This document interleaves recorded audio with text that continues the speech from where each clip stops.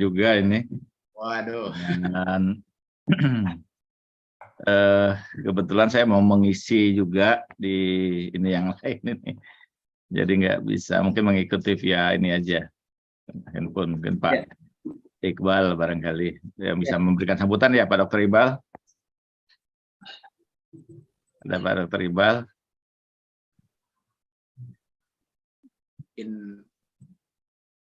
Belum aktif. Ini kali beliau udah ada sih di sini tapi ya tadi saya sudah WA beliau.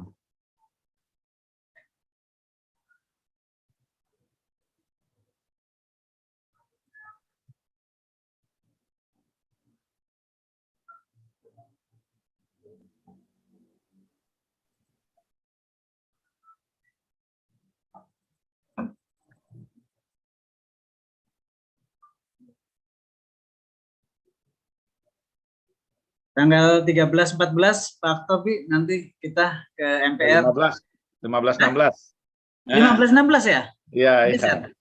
Oh iya. Kemarin ada perubahan. Itu. Kemarin saya udah lihat di foto itu lagi serius juga. Kunjungan awal apa gimana? Itu koordinasi Pak, koordinasi teknis kemarin. Ya, saya lihat Pak Humaydi juga ikut.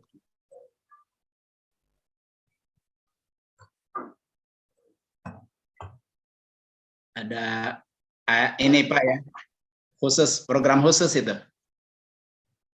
Ya. Dalam rangka itu yang rencana itu atau apa konferensi internasional. Oh iya.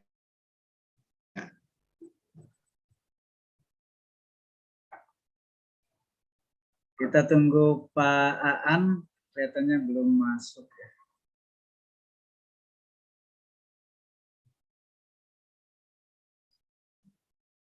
Oh ini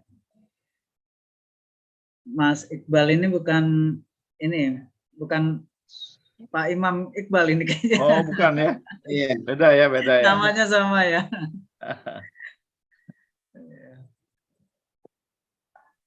Ya, tidak apa-apa. Saya masih bisa, insya Allah sampai jam 8 masih bisa sih. Ya.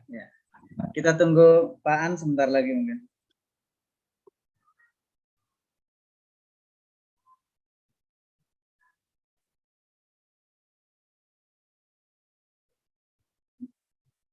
Ini udah keempat nih ya Pak? Iya, yang keempat ini. Nanti kita sampai 12 jadi satu putaran lah, 1 tahun. Assalamualaikum. Waalaikumsalam. Waduh. Filosof. Apa kabar Pak? Sehat Pak? Ya, sehat. Pak, gimana sehat Pak? Gampang Pak. Masih di kantor Pak? Enggak.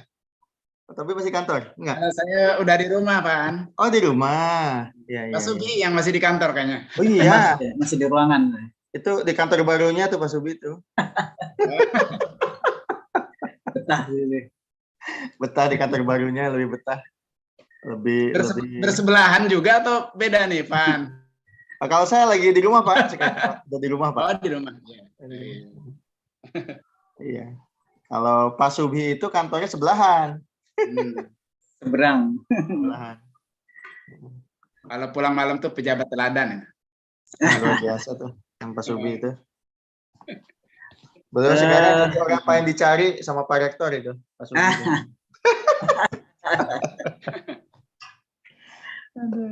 Ya.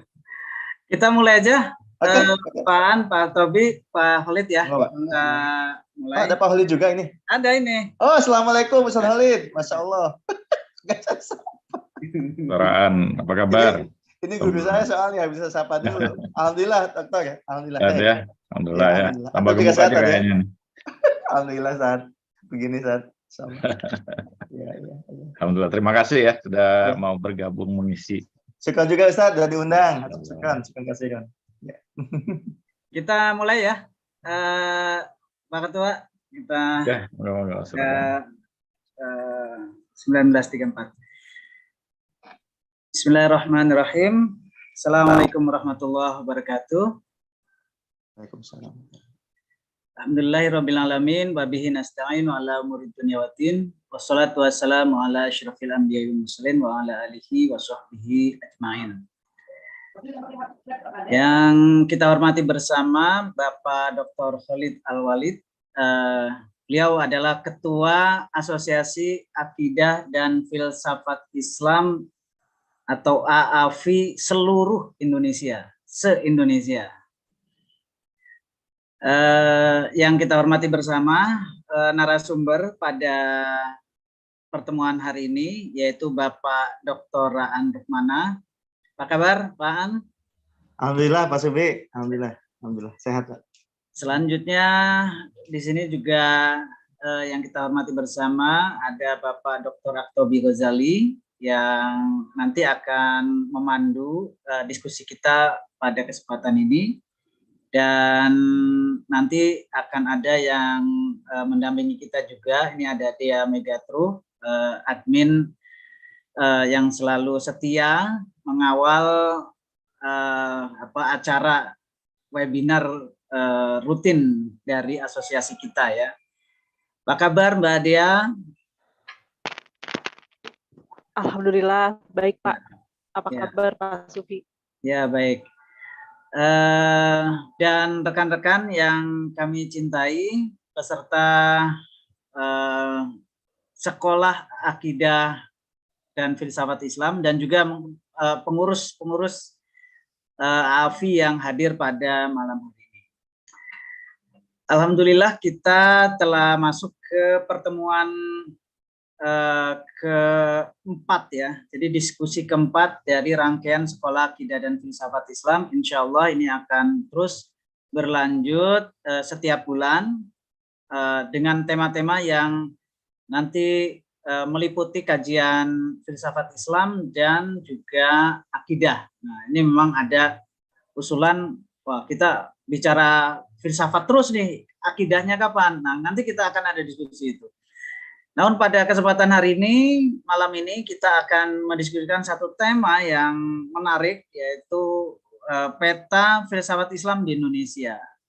Sebelum kita masuk ke acara pokok, kami persilakan Bapak Khalid Al-Walid untuk menyampaikan sepatah kata untuk membuka acara pada malam hari ini. Silakan Pak Khalid. Ya, bismillahirrahmanirrahim. Assalamualaikum warahmatullahi wabarakatuh. Waalaikumsalam. Waalaikumsalam. Terima kasih Pak Dr. Subhi, Ketua Departemen Research Asosiasi Akidah dan Filsafat Islam. Yang kedua, saya ucapkan terima kasih juga kepada sahabat saya Dr. Aan Rukmana yang telah bersedia mengisi kajian rutin kita pada kajian Asosiasi Akidah dan Filsafat Islam dengan tema peta filsafat Islam di Indonesia. Satu kajian yang mungkin menarik untuk kita bicarakan, untuk melihat kemudian bagaimana filsafat Islam berkembang di Indonesia, dan mungkin juga nanti Pak Dr. Aan barangkali mungkin punya data-data yang bisa kita diskusikan bersama. Mungkin juga saya ucapkan terima kasih kepada Bapak Dr. Aktobi Ghazali, sahabat saya juga, yang sama-sama mengajar di UIN Syarif Hidayatullah Jakarta di Fakultas Usuluddin, dan terima kasih Pak Dr. Aktobi yang sudah juga bersedia menemani pada malam hari ini, dan teman-teman semua para pecinta filsafat, mungkin juga ada pengurus akidah dan asosiasi ya, dan teman-teman juga yang mahasiswa yang mencintai kajian-kajian filsafat. Selamat malam hari ini berhadir ria untuk sama-sama mungkin kita berdiskusi, dan kami insya Allah hadir selalu akan mencoba untuk memaparkan beragam gagasan-gagasan yang menarik tentang filsafat yang digawangi oleh Bapak Dr. Subhi Ibrahim, dan juga insya Allah pada tanggal 15 Maret ya, kita mengundang semua Asosiasi Akidah dan Filsafat Islam akan menyelenggarakan konferensi internasional filsafat Islam yang bertempat di Gedung Nusantara 5 MPR RI. Dan demikian juga yang berminat untuk ikut serta bisa mensubmit makalahnya, dan itu sudah mungkin nanti Dr. Subhi Ibrahim akan menyebarkan ininya ya, linknya. Dan terima kasih, saya tidak ingin mengambil waktu yang panjang. Saya mengucapkan sekali lagi, kita nikmati bersama diskusi kita tentang filsafat Islam ini. Semoga ini menjadi pelita bagi kita di negeri kita ini untuk meningkatkan kemudian kajian-kajian dan menghidupkan kembali kajian-kajian yang bernas, ya, kajian-kajian yang mendalam, dan meninggalkanlah kajian-kajian yang sekedar kemudian membuat kita bertengkar satu dengan yang lain. Ya, terima kasih. Wassalamualaikum warahmatullahi wabarakatuh. Waalaikumsalam warahmatullahi wabarakatuh. Terima kasih Pak Khalid Al-Walid atas pengantarnya. Jadi diskusi-diskusi kita insya Allah mencerahkan ya Pak Khalid ya. Tidak membuat pertengkaran. Yang penting itu. Membuat orang berpikir ya. Berpikir ya, kembali ke kemanusiaannya. Alhamdulillah. Selanjutnya ke acara pokok pada malam hari ini, ada Bapak Dr. Aktobi Ghazali yang akan memandu acara diskusi pada malam hari ini. Beliau adalah dosen di Universitas Islam Negeri Syarif Hidayatullah Jakarta. Itu alma mater juga, saya juga itu Pak Aktobi ya. Alma maternya Pak Aan juga. Ya, beliau Bapak Dr. Aktobi, beliau adalah dosen di Fakultas Usuluddin ya, Pak Aktobi. Beliau sekarang diberi amanah sebagai sekretaris jurusan ilmu tasawuf ya disebutnya. Ya, ilmu tasawuf. Baik, selanjutnya silakan Pak Aktobi untuk memandu acara pada malam. Baik, terima kasih. Suara saya terdengar, Pak? Ya, terdengar. Baik, terima kasih Pak Dr. Subhi Ibrahim yang sudah mempersilahkan kesempatan pada malam hari ini di sesi ini. Satu kehormatan buat saya dipercaya sebagai moderator untuk sebuah diskusi yang temanya sangat menarik menurut saya, dan tentunya Bapak Dr. Aan untuk kita semuanya mungkin sudah tidak asing ya, karena beliau mengisi di beberapa acara baik seminar maupun acara-acara lainnya gitu.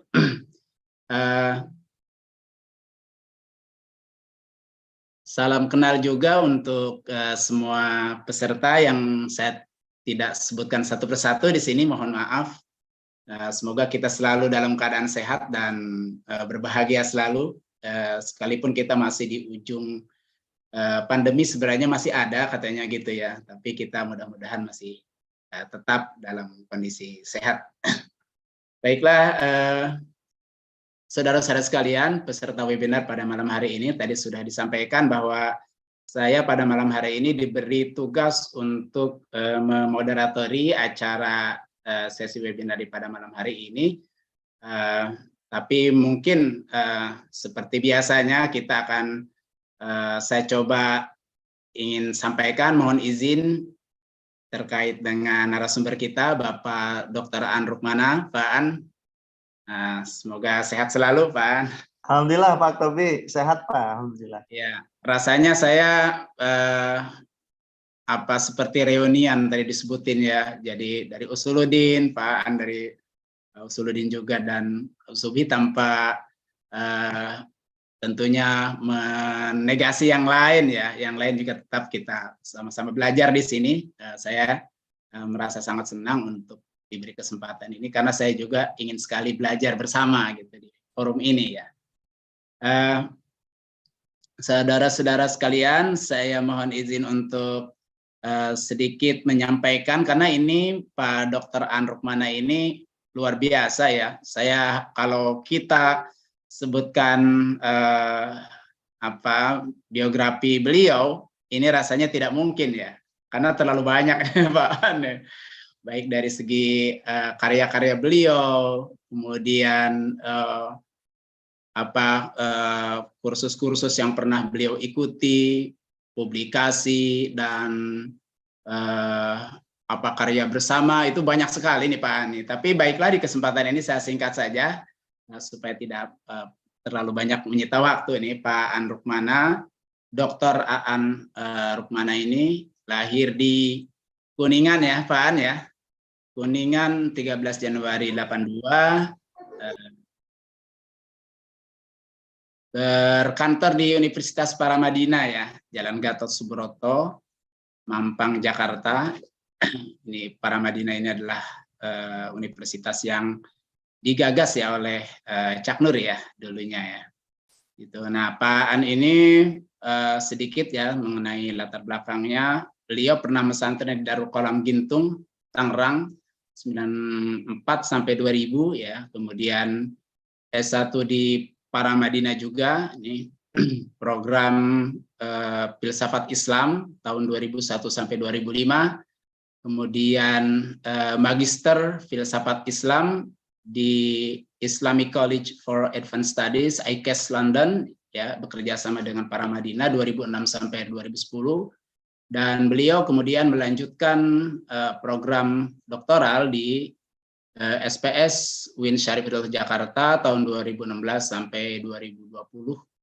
Jadi beliau ini masih sangat muda Pak Aan, tapi luar biasa ini. Kemudian juga beliau pernah mengikuti MM program Universitas Bunda Mulia ya, Kampus Serpong tahun 2022 sampai sekarang. Itu sedangkan karya-karya beliau ya itu cukup banyak ya. Ini dari tahun hampir setiap tahun nih muncul nih karyanya nih Pak Dr. Aan nih. Jadi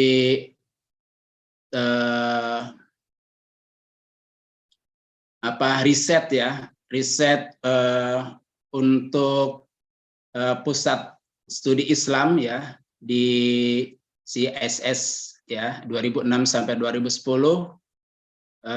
Kemudian eksekutif ya, sekretaris ya eksekutif di Paramadina 2007 sampai 2010. Beliau juga sebagai peneliti ya di Center for Religion and Science Studies.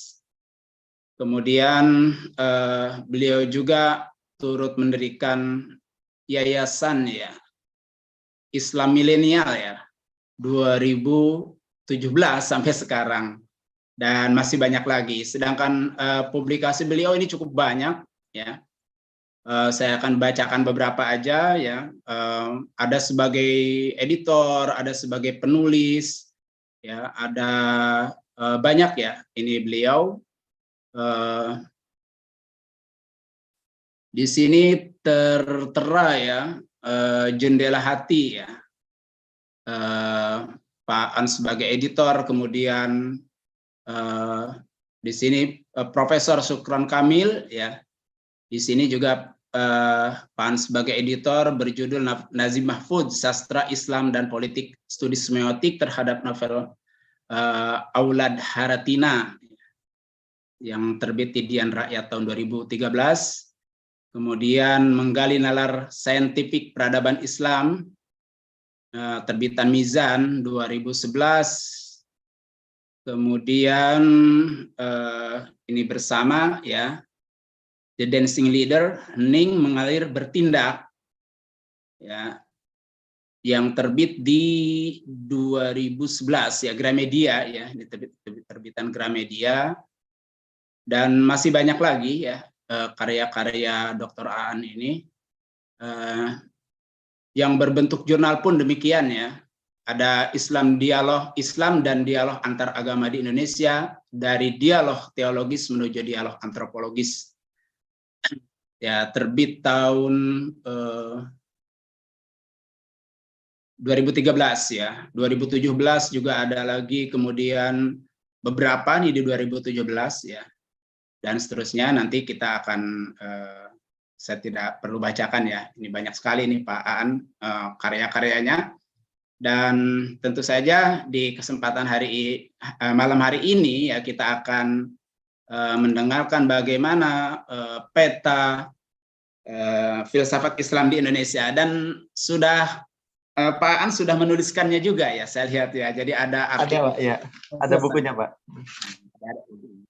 Baiklah, saudara sekalian, kita simak saja bagaimana nanti Dr. Aan akan memaparkan peta filsafat Islam di Indonesia ini, yang semula mungkin filsafat ini menjadi hal yang ya tanda petik ya, kurang begitu mendapat simpati dari masyarakat kita, tapi kita lihat saja bagaimana genealoginya, kemudian masyarakat menjadi lebih familiar, dan bahkan sekarang mungkin muncul satu masyarakat baru ya yang sudah mulai menggandrungi filsafat. Ini adalah suatu bentuk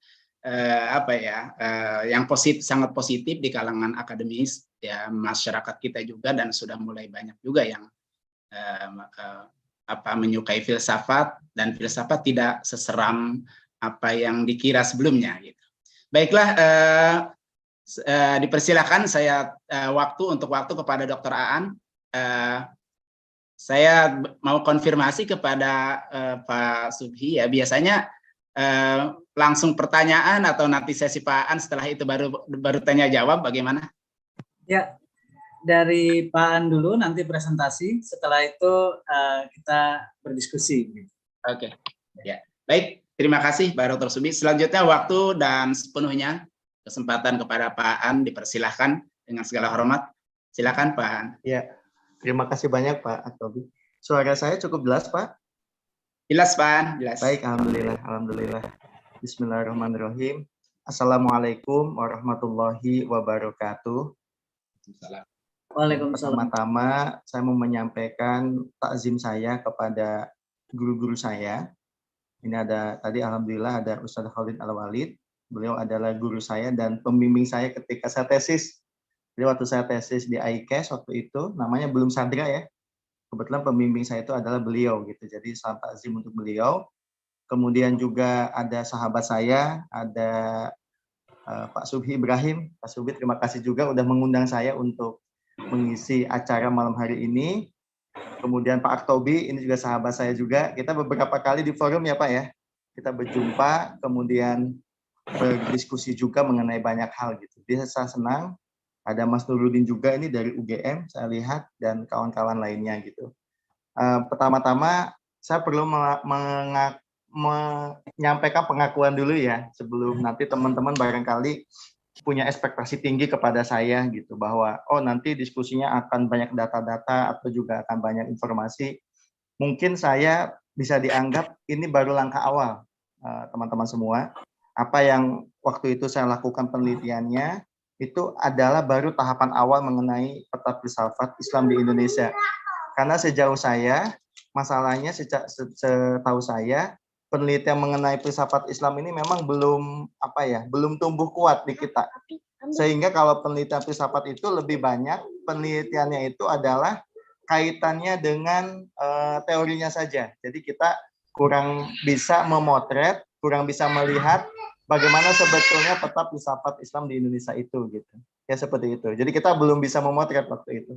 Maka saya coba beranikan diri dengan beberapa teman gitu, saya coba mengumpulkan data, kemudian meneliti, dan kira-kira kalau Bapak Ibu melihat, kalau Bapak Ibu melihat bahannya, ini bahannya. Nah, ini bahannya ini adalah buku, kalau teman-teman lihat yang sudah terbitkan. Jadi judulnya adalah Peta Filsafat Islam di Indonesia. Jadi edisi lengkapnya di sini Bapak Ibu. Ya. Ada sekitar 250 halaman. Memang ini harus diteliti lagi, karena ini baru catatan pengantar. Namun saya akan coba menyampaikan Bapak Ibu ya, apa yang sudah waktu itu kami teliti mengenai peta filsafat Islam di Indonesia. Untuk Mbak Dea, boleh disampaikan Mbak Dea?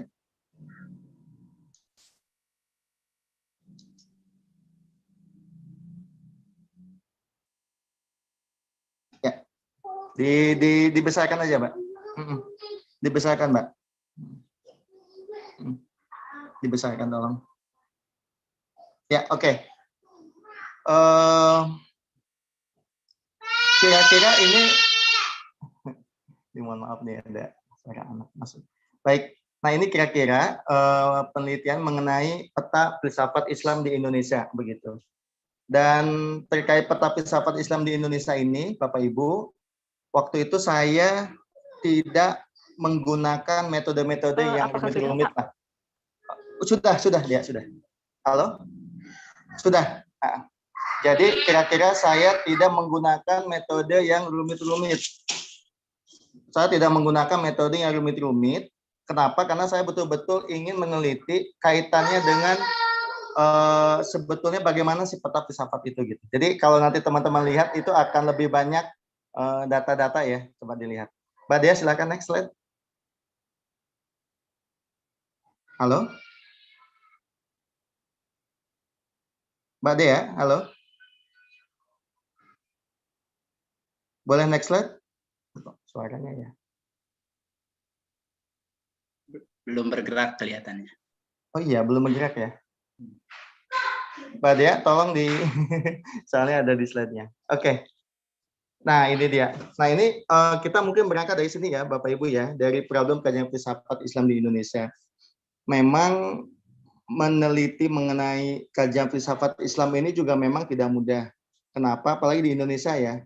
Karena kalau saya coba mengutip dari Pak Amin Abdullah, di kalangan kita itu ada semacam trauma historis di kalangan umat Islam menyangkut kajian filsafat Islam, sehingga bidang ini menjadi sulit untuk berkembang. Trauma historis ini pun terjadi misalnya kontroversi antara Ibnu Sina, Al-Ghazali serta Ibnu Rus, kemudian juga di mana Al-Ghazali juga pernah menjatuhkan vonis kafir atas pemikiran para filosof dan lain sebagainya. Sehingga kalau bicara filsafat, kita itu masih merasa masih trauma gitu. Dulu ya. Walaupun sekarang memang alhamdulillah mengkaji filsafat sudah jauh lebih lebih bebas ya. Nah, saya ingat teman-teman waktu saya mengambil filsafat juga di tahun 2001 itu masih aja ada tuduhan misalnya belajar filsafat itu hati-hati karena bisa membuat kita kafir. Bahkan saya sempat ditelepon juga waktu itu, mengapa harus studi filsafat sedangkan manfaatnya juga tidak ada dan lain sebagainya. Sehingga berdampak kepada sedikitnya orang yang minat untuk belajar filsafat, program filsafat begitu. Nah, ini kan jadi satu problem kajian filsafat Islam di Indonesia. Jadi bila kita bandingkan dengan studi lain, tentu filsafat Islam di Indonesia itu tidak sepesat studi-studi di bidang disiplin lainnya, misalnya ekonomi, misalnya studi budaya dan lain sebagainya. Gitu. Oke, next slide, Mbak Dea. Ya. Nah, tetapi yang perlu kita lihat bahwa di dalam meneliti peta filsafat ini kita harus memulainya kira-kira dari sejarah dulu ya, Bapak Ibu. Dan kalau kita lihat mengenai filsafat Islam itu, dari hasil studi saya, itu sebetulnya yang memperkenalkan secara akademik itu dan masif itu dilakukan oleh Pak Harun Nasution di UIN. Jadi kalau Pak Aktobi dari UIN, kemudian Ustadz Holly juga dari UIN, saya juga dari UIN kebetulan. Nah, itu kita melihat bagaimana Pak Harun itu mau memperkenalkan disiplin itu masuk sertifitas begitu. Makanya di kampus-kampus yang background-nya adalah ke UIN dan IAIN waktu itu diperkenalkan secara masif di kampus-kampus yang lainnya. Jadi di samping memperkenalkan bahasa Arab, akidah, tafsir, hadis, fikih, tetapi juga diperkenalkan juga filsafat. Nanti beda halnya dengan pesantren, karena kalau di pesantren itu justru filsafat itu memang tidak diperkenalkan, ya hampir tidak diperkenalkan. Next, ya.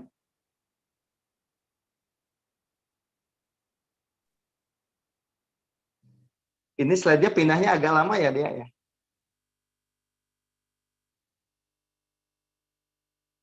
Halo?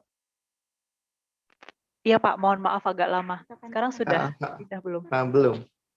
Belum pindah. Nah, oke. Kemudian yang penting juga kira-kira hal tadi yang saya sampaikan, sebagaimana juga disampaikan oleh Pak Amin Abdullah. Ini semuanya ada di buku saya, teman-teman ya. Nanti boleh melihat buku ini. Ketabuhan tersebut juga terbukti kira-kira dengan langkah literatuur filsafat yang masuk dalam kurikulum pesantren maupun IAIN. Jadi meskipun di IAIN sudah ada Prof. Harun Nasution, tetapi dari sisi literatur itu memang masih langka, ya. Walaupun kalau kita lihat konteks sekarang ya alhamdulillah ya, dengan adanya STF Isadra, adanya kampus-kampus lain yang concern ke filsafat Islam, literatur itu semakin banyak begitu. Tetapi kalau kita lihat misalnya di awal-awal tahun 70, tahun 80, untuk menjumpai literatur filsafat ini termasuk yang memang masih jarang. Literatur filsafat Islam, jika diamati secara sungguh-sungguh, kalaupun ada masih sangat terbatas. Itu Pak Amin mengatakan demikian.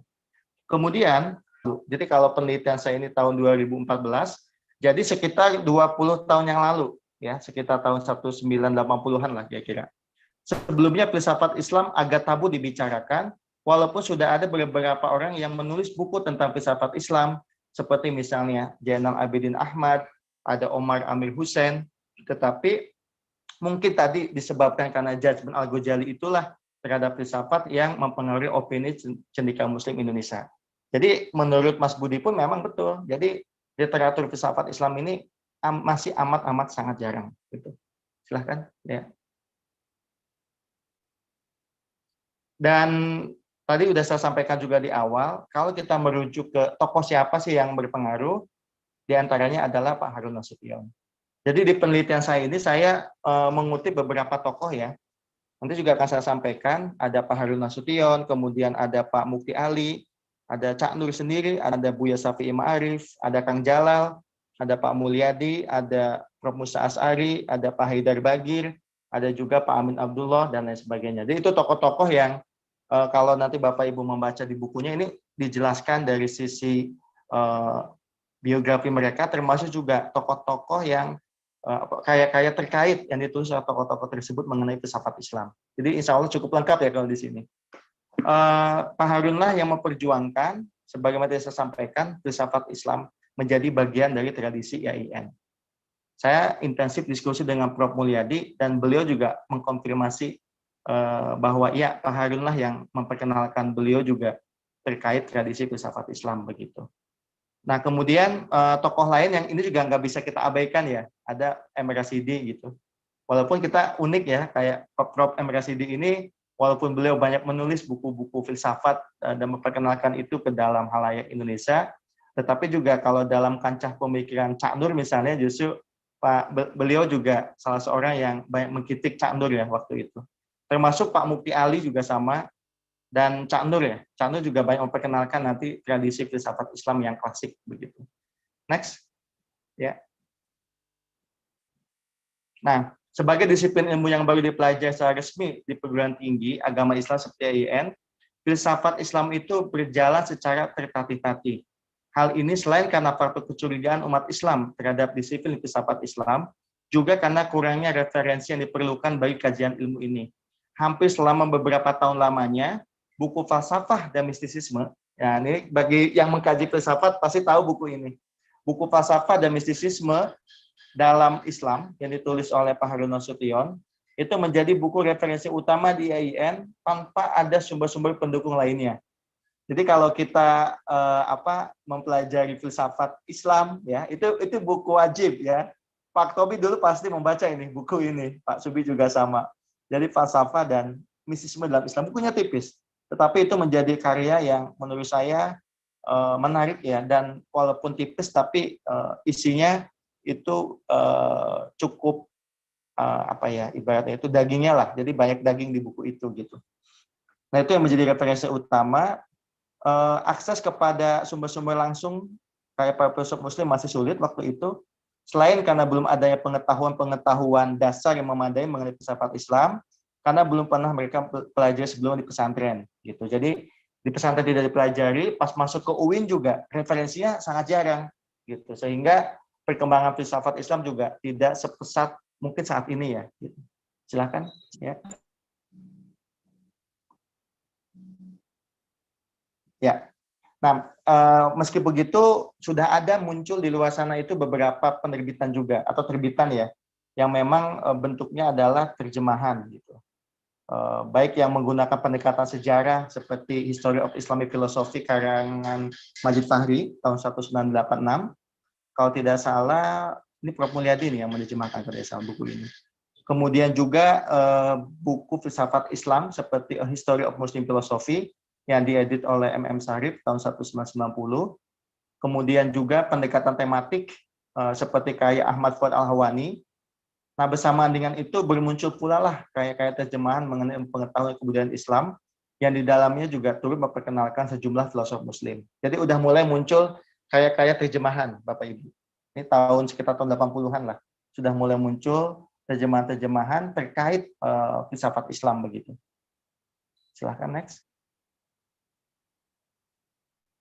Nah, beberapa penulis di tanah air yang tadi udah saya sebutkan namanya di awal, diantaranya ada Pak Omar Amir Hussein, ini termasuk yang agak lama ya, tahun 75.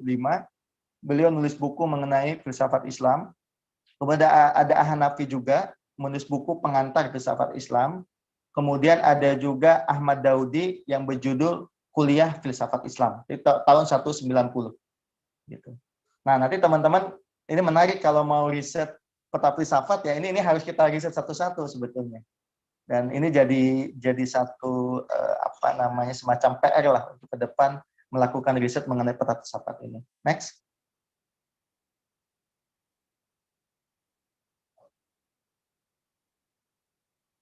Ya. Nah, Pak Harun sendiri selain buku tadi yang Islam dan Mistisisme itu, beliau juga nulis Islam ditinjau dari berbagai aspeknya. Kemudian falsafah dan mistisisme dalam Islam, teologi Islam, ada yang modern dalam Islam. Nah, inilah yang kemudian menimbulkan ketertarikan orang untuk mempelajari lebih luas. Bahkan kalau kita justru bahkan mengenai perspektif yang lebih luas. Dari tafsir termasuk dalamnya juga dari sisi etik dan lain sebagainya begitu.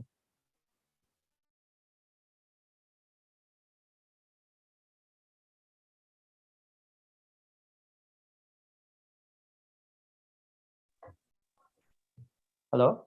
Ya. Tadi hilang ya, Pak Aktobi? Ya, agak terputus saja. Oke, mohon maaf ya. Yang putus saya, Pak ya? Suaranya, Pak. Oke. Saya coba cari yang lebih dekat. Sekarang udah jelas, Pak. Sudah jelas. Udah jelas lagi ya? Oke, baik. Ya, sekarang udah jelas. Ya, saya lanjutkan, Pak ya. Nih, kita alon-alon aja ya, Pak ya. Karena banyak sebetulnya materinya nih. Kemudian, untuk para perintis lain, Bapak Ibu, yang tidak boleh kita nafikan, itu adalah Profesor Dr. Nurholis Majid, yang memang umumnya orang kan memotret beliau sebagai tokoh pembaruan Islam ya, yang dikenal gerakan itu sejak tahun 1970. Padahal kalau kita lihat karya-karya Cak Nur, di awal-awal itu juga beliau pernah menerjemahkan justru kaitannya dengan hasanah-hasanah intelektual Islam. Jadi menerjemahkan karyanya dari Ibnu Rus dan lain sebagainya. Jadi Cak Nur juga termasuk tokoh yang tidak boleh kita nafikan, termasuk satu di antara tokoh Indonesia yang memperkenalkan mengenai filsafat Islam di Indonesia begitu. Apalagi nanti dengan pembukaan program studi ya filsafat dan agama. Next ya. Bisa dikit-dikit aja dulu. Nah, ini yang saya maksud tadi. Ada buku judulnya adalah Hasanah Intelektual Islam tahun 1994.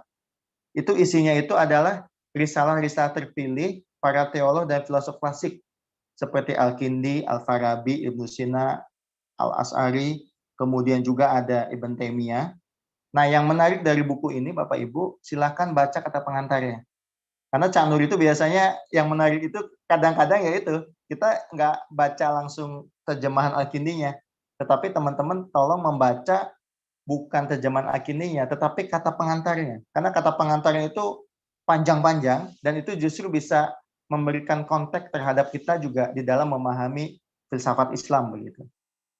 Kemudian ada buku lainnya dari Cak Nur, itu Islam Doktrin Peradaban tahun 1992. Jadi meskipun Cak Nur tidak pernah menyusun buku khusus mengenai filsafat Islam, namun kehadiran ide-idenya ini menimbulkan minat bagi kalangan terpelajar Islam untuk mempelajari disiplin ilmu filsafat tersebut. Apalagi dengan dibukanya program studi filsafat dan agama. Saya ingat dulu ICAS sebelum berubah menjadi Sadra ya sekarang, itu juga bekerja sama memang dengan para Madinah secara formal, dan itu lagi-lagi juga atas inisiasi di antara selain Pak Haidar, itu juga ada Cak Nur di sana. Jadi memang bukan hanya ide ya, tetapi juga secara praksis beliau menunjukkan dan memberi jalan kepada munculnya kajian-kajian filsafat Islam di Indonesia. Next dia.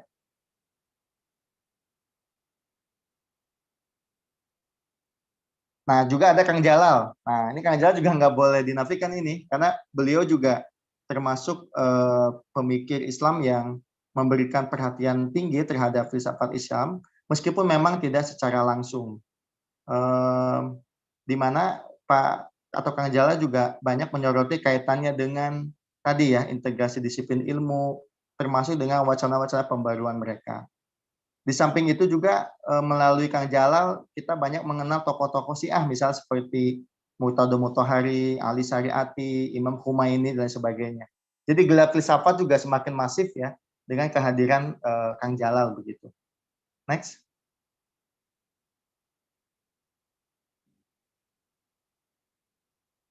Nah kemudian seiring dengan tadi semakin pesatnya perkembangan IAIN dan cabang-cabangnya, apalagi sebagian sudah menjadi UIN, tentu pembukaan program studi akidah filsafat, nah itu juga membuka kesempatan untuk semakin berkembangnya kajian filsafat Islam di Indonesia itu sehingga bertahan sampai saat ini, begitu.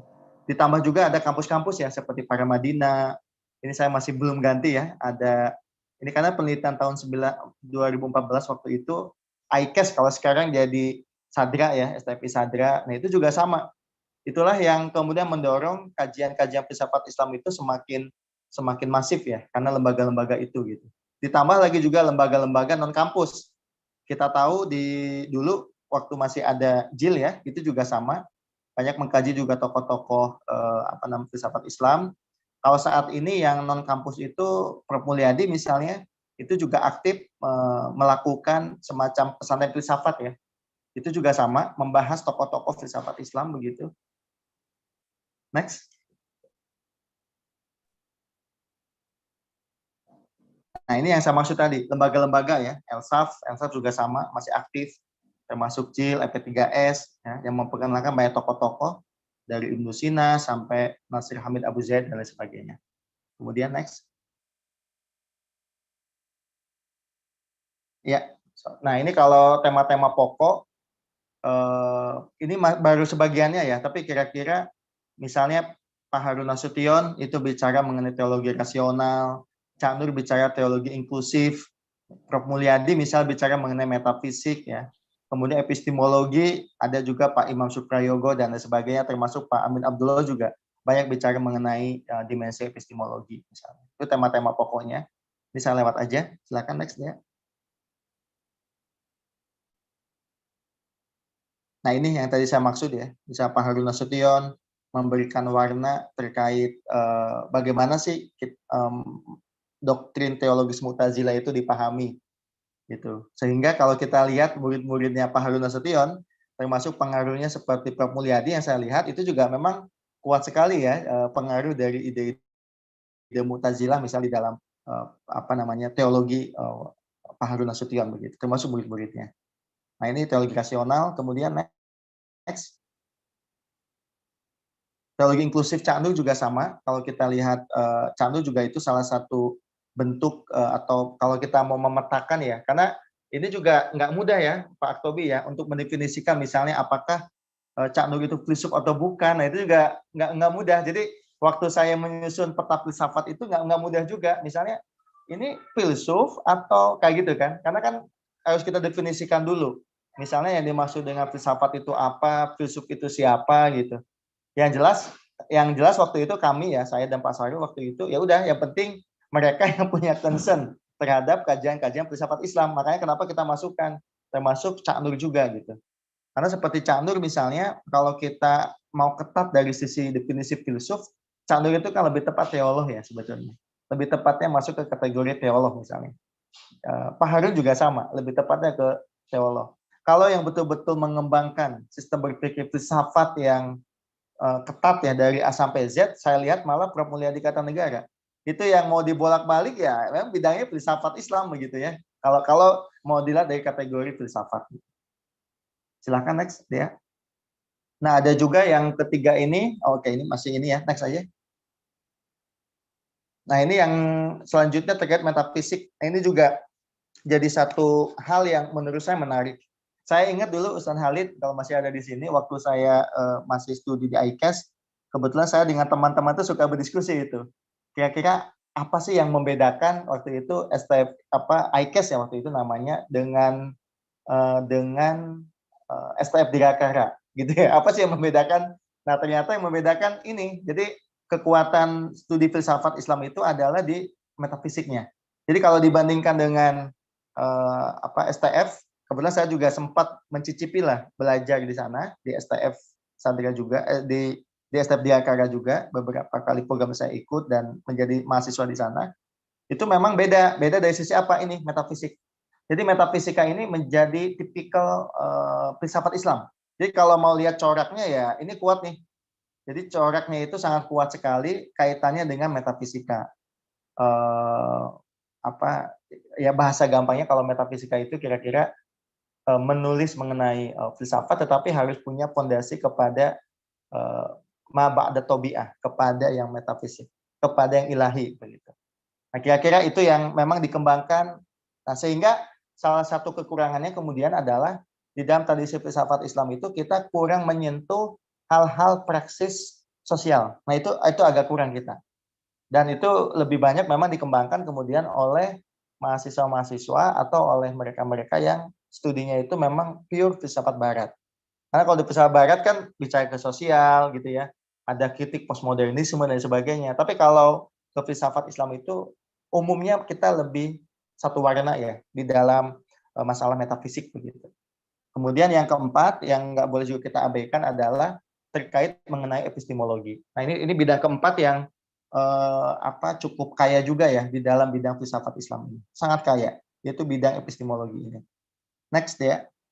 Nah di bidang epistemologi ini yang nggak boleh kita abaikan itu misalnya kalau di Jakarta itu ada Prof. Mulyadi ya, kemudian di Jogja itu ada Pak Amin Abdullah ya, kemudian kalau di UIN Malang saya tahu ada Pak Imam Suprayogo. Nah itu juga kan sebenarnya bidang-bidangnya bidang-bidang epistemologi semua itu. Walaupun memang Pak Imam sendiri di suatu seminar beliau perspektifnya bukan dari filsafat gitu, tetapi memang dari kebutuhan pohon ilmu ya. Jadi tapi kalau kita mau lihat dari kacamata filsafat Islam, tentu itu juga concern-nya dari epistemologi juga. Jadi dari UIN Jakarta sampai Jogja sampai ke Malang itu juga memang berkembang kuat kajian-kajian epistemologi ini. Next ya. Nah, ini tokoh-tokoh tentu ini penelitian yang lama ya.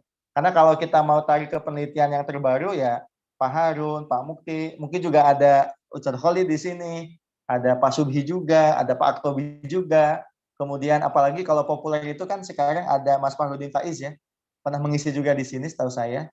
Mas Fahrudin Faiz ya itu juga sangat populer, begitu sangat terkenal dan lain sebagainya. Juga yang nggak boleh kita lupakan kalau lihat konteks saat ini ya itu kemunculan banyak juga Instagram yang basisnya itu ada filsafat Islam ya. Itu juga sudah mulai bermunculan banyak ya. Ada Rumi Cafe dan sebagainya. Next. Nah itu tokoh-tokoh tadi kalau di buku saya itu jelasin satu-satu Pak. Satu-satu. Termasuk penerbitan buku juga. Itu memang dibahas ya. Kalau saya boleh baca yang di buku saya ini itu dijelaskan juga buku-buku terbitan Bulan Bintang. Nah, coba saya lihat dulu sebentar ya. Tahun 2016 itu ada buku-buku terbitan Bulan Bintang, itu banyak gitu Bapak Ibu. Misalnya ada karya M. Yusuf Musa, Al-Quran dan Filsafat, cetakan 98. ada berkenalan dengan filsafat Islam, ada Sunarji Detiam, ada falsafah pendidikan Islam, itu terjemahan ya dari Umar Taumi Asy-Syaibani. Kemudian ada filsafat agama HM Rasidi, ada humanisme dalam Islam Marcel Aboisat, ada ilmu filsafat dan Islam tentang manusia dan agama Siti Ghazalba, Islam Multidisiplin Filsafat Departemen Agama penerbitannya. Ada segi-segi pemikiran falsafah dalam Islam Ahmad Daudi. Jadi banyak Bapak Ibu. Jadi kalau dilihat penerbitannya, penerbitan seperti Bulan Bintang itu nggak boleh diabaikan.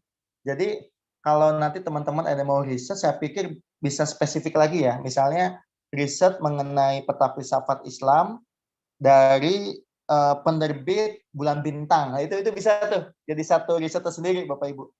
Kalau Mizan, nah itu nggak, kalau Mizan sih banyak ya, Mizan lebih banyak lagi.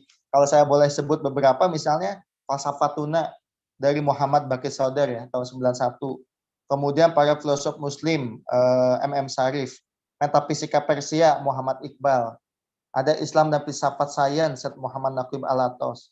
Islam dan Filsafat Perennial, Fridtjof Schuon. Kemudian Sejarah Filsafat Islam, sebuah peta kronologis, Majid Fahri. Banyak. Jadi terbitan Mizan juga sangat banyak. Para Madinah juga ternyata itu beberapa kali juga menerbitkan buku yang terkait dengan filsafat Islam. Ya, misalnya kalau kita membaca buku Mozaik Hasanah Islam, nah karangan Prof. Mulyadi itu juga bicara mengenai filsafat Islam. Kemudian agama masa depan, nah itu juga sama dan lain sebagainya. Sadra Press waktu itu, di STFI setahu saya ada Sadra Press, itu juga banyak menerbitkan buku-buku filsafat Islam dan lain sebagainya. Jadi kalau teman-teman ada yang mau riset, saya pikir boleh tuh nanti misalnya datang ke STFI Sadra begitu ya, riset buku-buku terbitan Sadra Press. Nah itu juga jadi satu hal yang menarik ya kalau ingin tahu, karena yang saya tulis ini sebetulnya ini sangat basic, ini baru fondasi awal teman-teman. Jadi kalau dikatakan ingin mendapatkan keutuhan, saya pikir belum lah. Ini masih batu bata pertama lah, jadi masih harus riset lanjutannya. Nah, di sini di buku saya ini terakhir saya nulis kira-kira ada nggak sih masa depan filsafat Islam di Indonesia begitu. Yang jelas filsafat Islam di Indonesia itu tentu ada dan itu mulai semarak dari tahun 70, tahun 80 ya, apalagi sekarang begitu. Hanya saja misalnya karena ini kita era disrupsi ya, bisa nggak misalnya filsafat Islam itu berubah menyesuaikan juga dengan konteks sekarang. Ya kayak kita nih webinar ini kan penyesuaian ya melalui media Zoom misalnya. Itu satu. Next ya. Kemudian kedudukan studi filsafat Islam sebagaimana dulu dikukuhkan di UIN misalnya dengan membuka suatu studi akidah filsafat. Namun kemudian kan ini tantangannya Bapak Ibu terletak pada kontinuitas program studi tersebut di mana ada kecenderungan yang nampak kuat semakin menurunnya jumlah mahasiswa yang mengambil studi akidah filsafat. Nah ini juga nggak beda-beda kan ini. Makanya ini pertanyaan juga kenapa kok tidak mudah misalnya mengumpulkan mahasiswa-mahasiswa yang belajar mengenai filsafat. Gitu. Makanya kan di beberapa tempat ada intervensi sistemik dan struktural. Misalnya dengan mengadakan program beasiswa, itu juga kan dilakukan supaya ada mahasiswanya. Gitu. Nah cuma mungkin pertanyaan lain kira-kira kenapa kok gitu. Tapi kalau saya boleh berpendapat, saya tambahkan, barangkali memang saatnya sekarang kita harus menurunkan filsafat Islam menjadi satu kajian-kajian yang lebih praktis lagi. Contoh misalnya kalau saya komparasikan dengan studi filsafat Barat, di dalam filsafat Barat itu ada buku-buku atau riset-riset mengenai para filsuf Yunani kuno bahkan, tetapi dikontekskan saat ini. Misalnya, Drinking Coffee with Plato, dengan Plato gitu ya. Driving Car with Aristoteles. Yang bukunya gitu-gitu tuh. Nah, saya pikir kalau kita bisa menyusun buku-buku lebih praktis juga bagus ya. Misalnya 3 teknik mengatasi kegalauan ala Al-Kindi. Nah, gitu-gitu. Ini mungkin akan lebih populer gitu tokoh-tokoh filsuf Muslim. Hanya saja gerakan ke arah mungkin bukan pribumisasi ya, kepada praktisisasi lah atau memudahkan filsafat menjadi urusan praktis. Ini yang saya kira belum ya, di banyak tempat kita masih sangat serius diskusinya, masih sangat teoritis gitu. Jadi belum ada satu upaya khusus bagaimana memperkenalkan filsafat ke wilayah atau ke ranah yang lebih praktis lagi. Gitu. Nah, ini untuk menjawab poin yang kedua. Selanjutnya, yang juga menjadi catatan saya itu adalah di penghujung buku ini, silakan ya. Ya, lembaga-lembaga kajian filsafat itu memiliki kedudukan strategis dalam menghidupkan disiplin ilmu ini melalui diskusi yang bebas, terbuka, dan kritis. Nah, ini juga yang menurut saya menjadi penting ya, apalagi ketika kita mulai mendiskusikan mengenai integrasi ilmu, mengenai interkoneksi, mengenai hubungan antar ilmu dan sebagainya, justru filsafat Islam harusnya mendapatkan ruang yang cukup gitu untuk masuk ke level itu. Hanya saja sayang kita tidak masuk ke level itu gitu. Karena lebih banyak diisi misalnya oleh mereka yang punya latar belakang misalnya tradisi filsafat barat begitu. Sebagai contoh misalnya Pak Tobi ya, kan di kita itu ada AIP ya, Akademi Ilmuwan Ilmu Pengetahuan Indonesia, AIP ya. Ini kan yang ngisi itu setahu saya tidak ada tuh Pak yang dari filsafat Islam Pak ya. Padahal penting gitu kalau ada AIP ya, itu background-nya filsafat Islam. Kemudian di BRIN juga sama ya. Ya background-nya ada filsafat Islam. Itu kayak menarik begitu. Sehingga filsafat Islam itu mampu keluar dari kerangkeng hanya beberapa lembaga yang tadi udah saya sampaikan itu misalnya. Tapi saya mensupport Ustaz Khalid dan Pak Subi. Kita insya Allah tanggal 15 ya, Pak Tobi ya, kita mengadakan satu seminar penting gitu, satu konferensi penting filsafat di DPR. Nah itu bagus itu, karena memang mau nggak mau kita harus masuk ke wilayah publik. Itu yang saya pikir satu PR lah buat kita lah, yang memang concern dengan tradisi filsafat Islam. Next. Nah ini, beberapa penerbit Islam yang tadi sudah disebutkan telah berupaya mempublikasikan karya-karya filsafat Islam, baik berupa karya terjemahan maupun penulis Indonesia langsung ya, yang berlangsung sejak tahun 70-an. Penerbit seperti Pustaka di Bandung, Pustaka Hidayah termasuk, Bulan Bintang, Serambi, Mizan, Pustaka Pelajar, Elkis, kalau sekarang ada Sadra Press dan sebagainya, itu turut andil menerbitkan karya-karya filsafat Islam.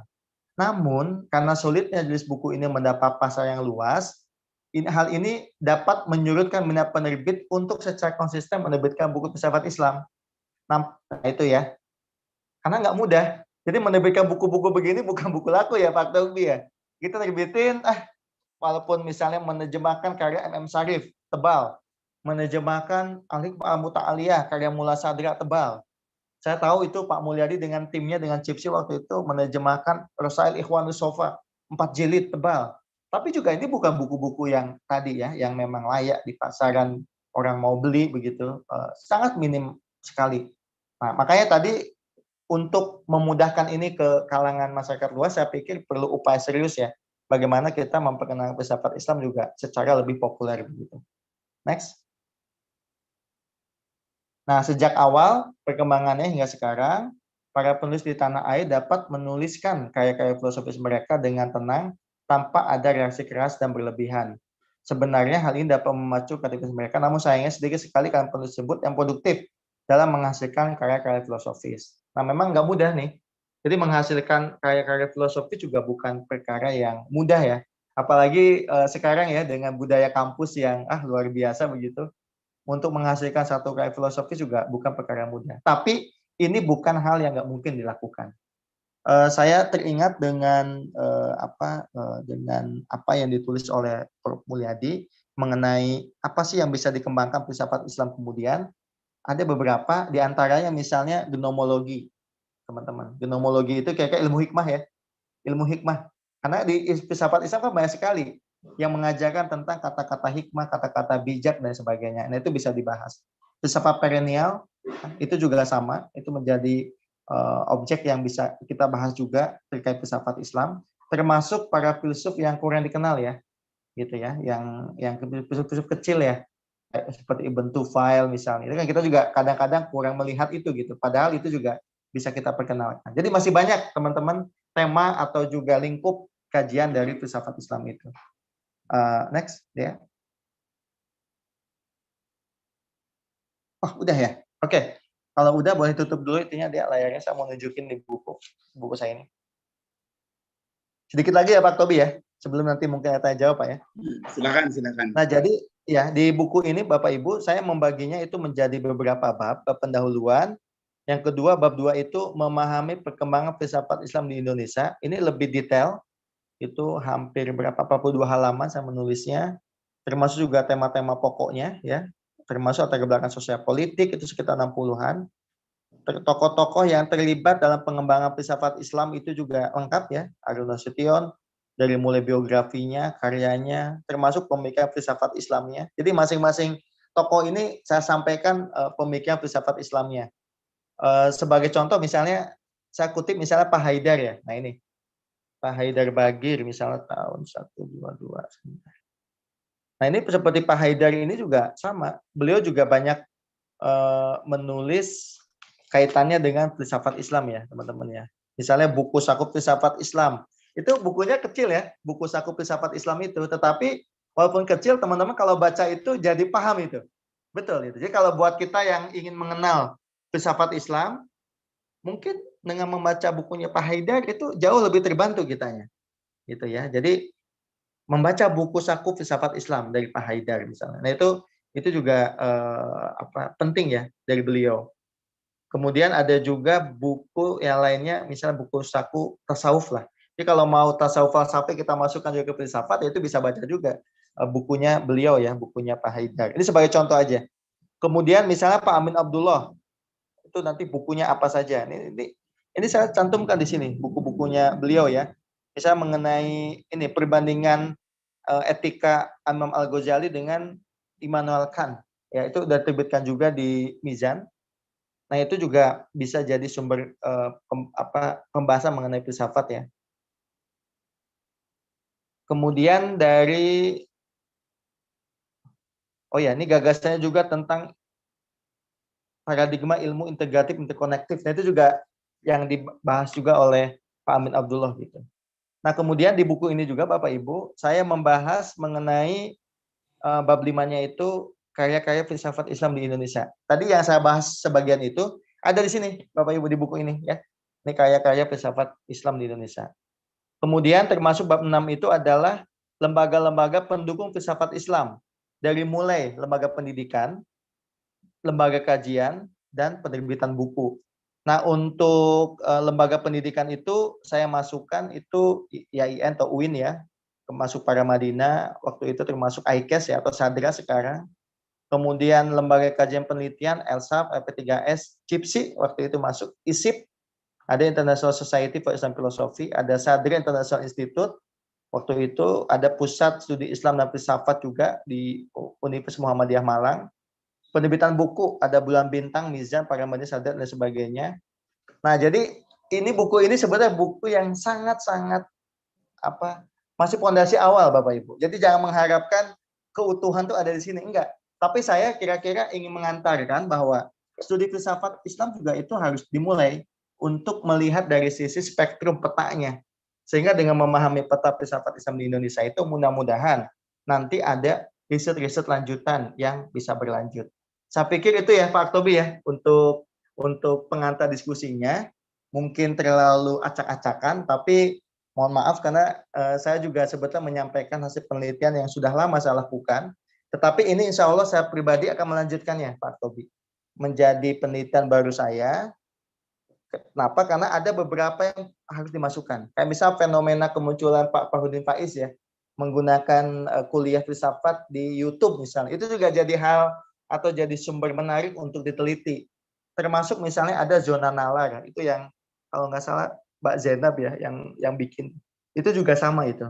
Termasuk AAFI juga sama nih. Membuat webinar-webinar semacam ini. Ini juga jadi satu bahan riset lanjutan. Jadi itu kira-kira untuk pengantarnya Bapak Ibu sekalian, mohon maaf kalau agak kemana-mana. Tapi mudah-mudahan ada sesuatu yang Bapak Ibu dapatkan.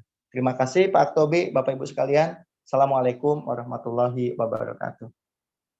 Waalaikumsalam warahmatullahi wabarakatuh. Baik, terima kasih Bapak Dr. Aan yang sudah menyampaikan paparannya yang fondasi tapi saya kira cukup komprehensif ya.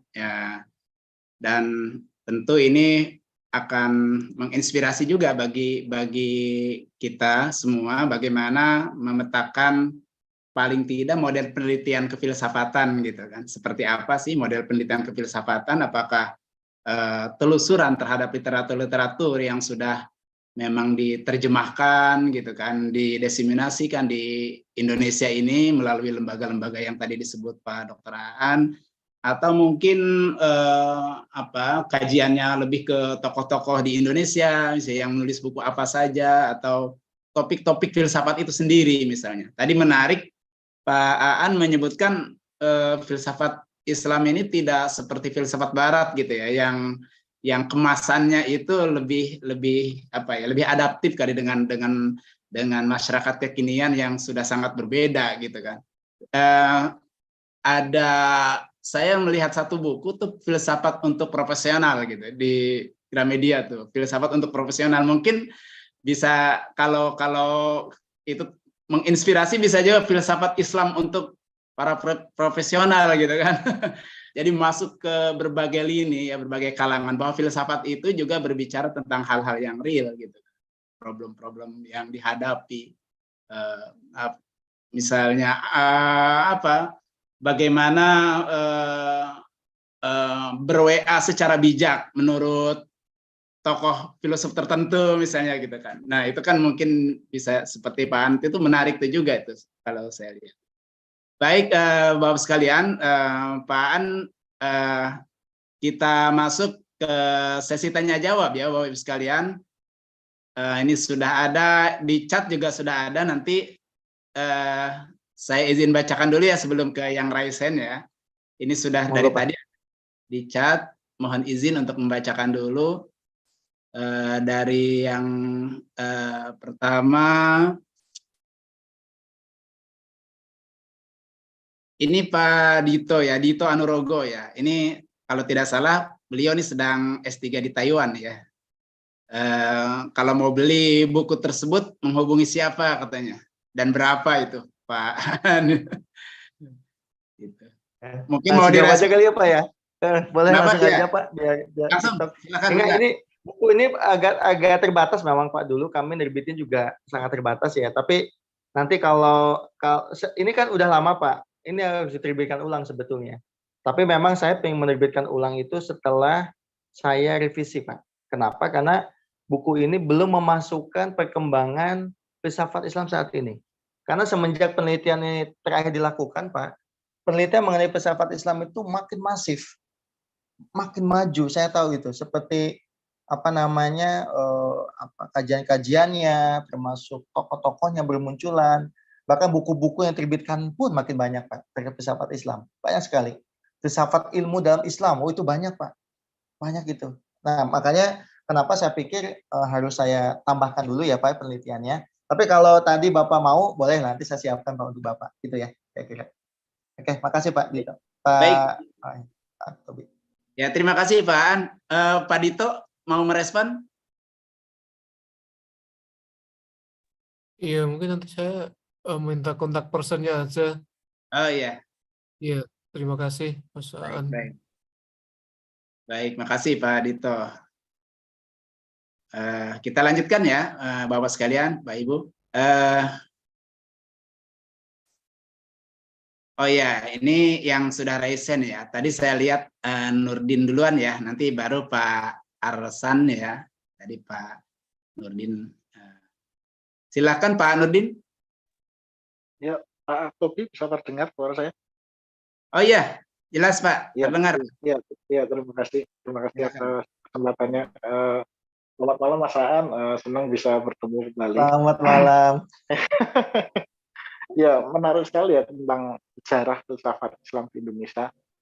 Cuman mungkin tadi kan Mas Aan bilang terkait dengan perkembangan yang lebih mutakhir ya, mungkin bisa dikatakan tuh era digital ya.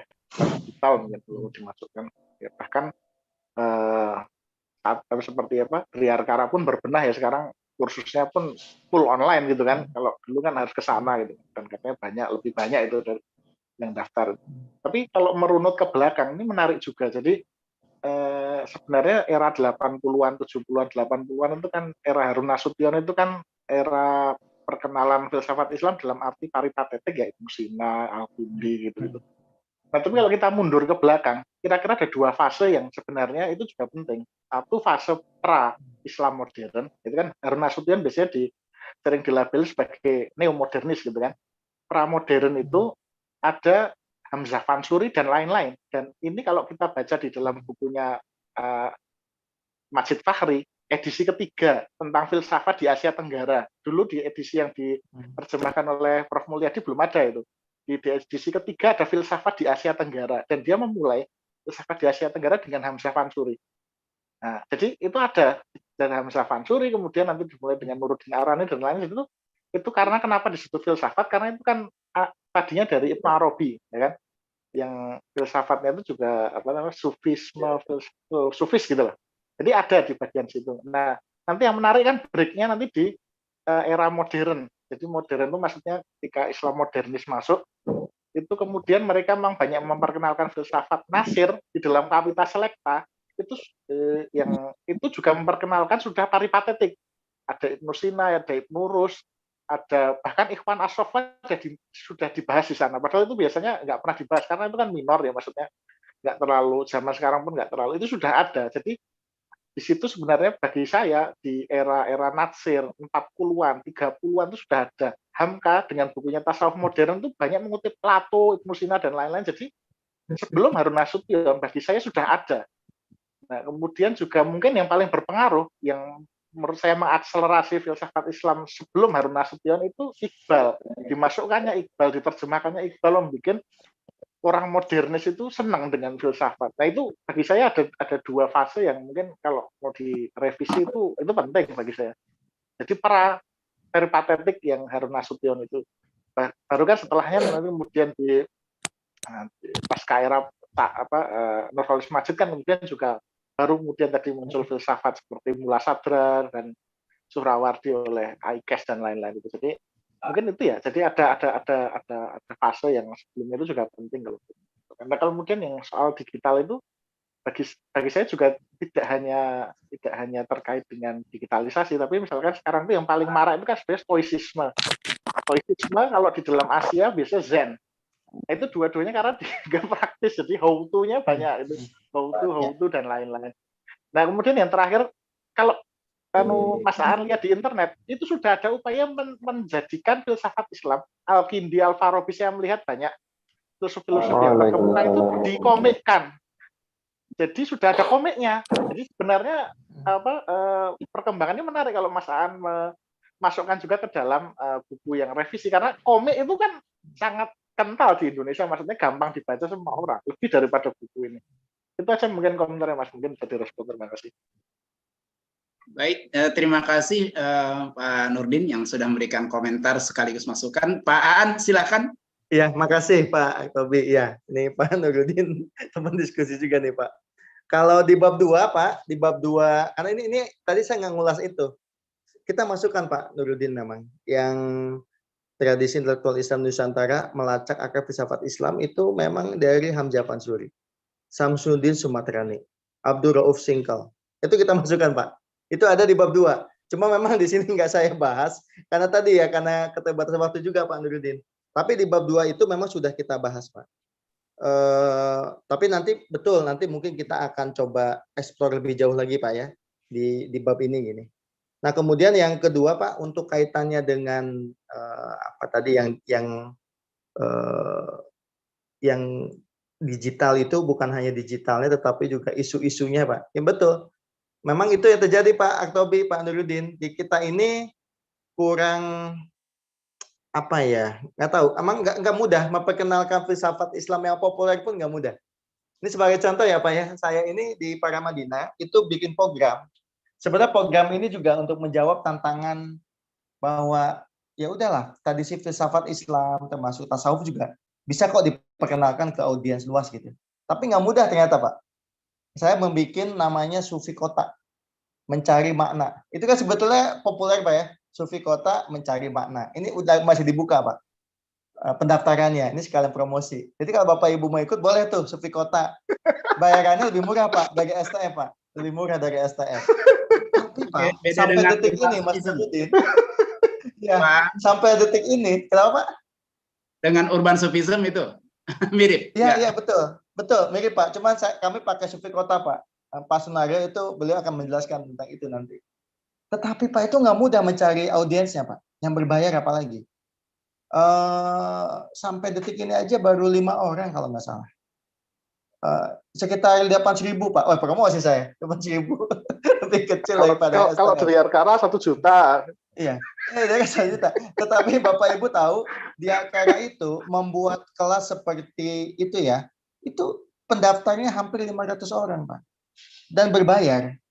Jadi kebayang Pak ya, tadi Sif Filsafat itu kan barat sebetulnya, tapi banyak sekali pesertanya. Nah, pertanyaan saya ini apa memang promosinya yang kurang, atau memang ini harus ada diskusi serius gitu, kaitannya dengan bagaimana sih mempopulerkan filsafat Islam gitu. Gitu Mas Nurudin. Jadi memang bukan perkara yang bisa dianggap mudah begitu ya untuk memperkenalkan tadi semacam Al-Kindi misalnya atau yang lainnya. Yang terakhir Pak, komik ya Mas Nurudin. Kebetulan saya sendiri itu pernah dan sudah menyusun komik Mas Nurudin mengenai perdebatan antara udah nyusun Mas, antara Al-Ghazali dengan diterbitkan.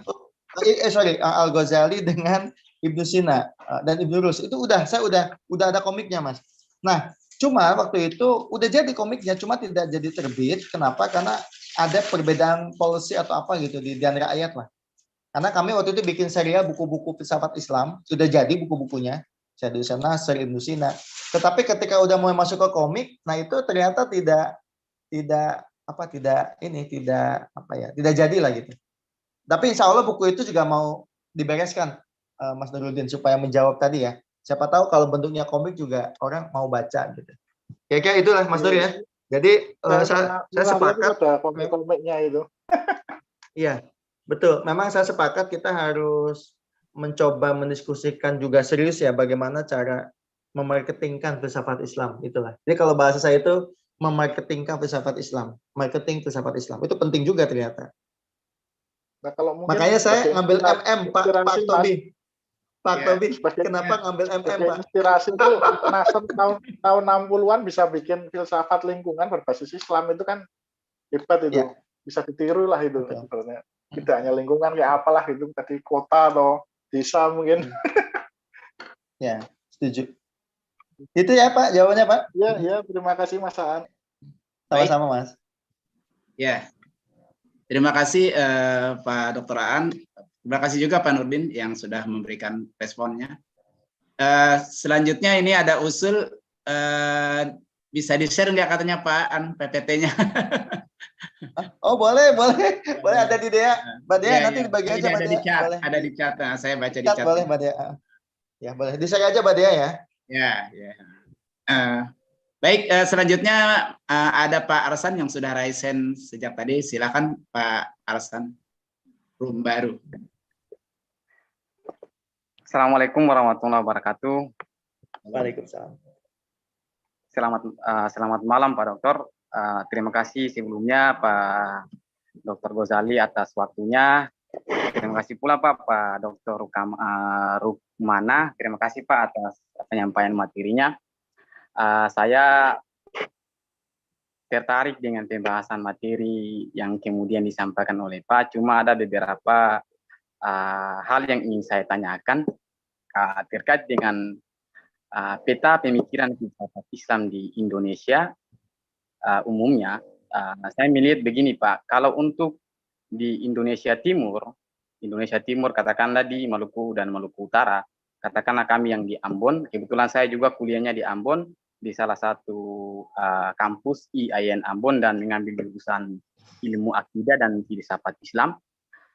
Begini Pak, saya itu kuliahnya dari semester 1 sampai semester 10 itu tidak pernah tertentu dengan pikiran-pikirannya Satra katakanlah, pikiran-pikirannya Cak Nur katakanlah. Nah ini perlu untuk kemudian saya ingin meminta keterangan dari Pak Dokter sekalian apa yang mendasari sehingga jurusan ilmu akidah dan filsafat Islam pada lingkup kampus itu selalu dibatasi ketika bicara persoalan filsafat Islam hanya membahas tentang pikiran-pikiran katakanlah Al-Ghazali, Ibnu Sina dan lain-lain. kenapa tidak membahas tentang pikiran-pikirannya seperti Mullah Sadra, Mutahari, Cak Nur, Fazlur Rahman, dan lain-lain. Tentu ini yang memberikan sekat bahwa peta pemikiran Islam di wilayah Indonesia Timur, katakanlah di Maluku, itu sangat tertutup sekali.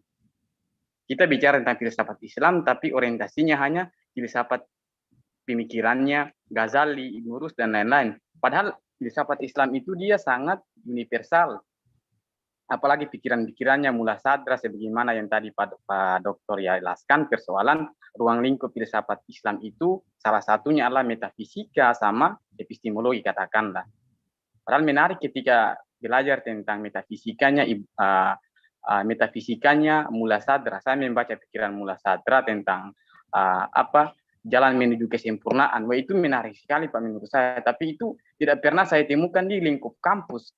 Saya hanya temukannya di luar kampus, di diskusi di ruang-ruang kampus, di lapangan, di empiran-empiran kampus dan lain sebagainya. Nah, di sini saya ingin meminta tanggapan dari Pak Doktor, kira-kira peta pemikiran Islam itu gambarannya seperti apa untuk di Indonesia Timur, katakanlah. Terima kasih Pak atas pertanyaannya. Kurang lebih saya mohon maaf. Billahi taufiq wal hidayah. Wassalamualaikum warahmatullahi wabarakatuh. Terima kasih Pak Arsan. Pak An, bisa direspon Ya, langsung. baik, makasih Pak Arsan. Bapak di Ambon ya Pak Arsan ya? Halo Pak Arsan, tadi di Ambon ya? Iya, saya pernah ke Ambon, Pak, Ambon. tapi saya ke Harukunya Pak, ke pulau kecil itu Haruku. Nyebrang. Saya pernah ke Haruku, itu tugas waktu itu di sana. Saya suka dengan Ambon, itu indah sekali. Itu daerah yang saya nggak lupa itu kalau ingat Ambon, aduh langsung bayangannya ingat ke Indonesia Timur yang saya juga ternyata jatuh cinta gitu ya ke sana. Tapi memang betul kita dalam kurikulum universitas itu memang kadang-kadang yang disoroti itu hanya filsafat klasik saja, Islam klasik.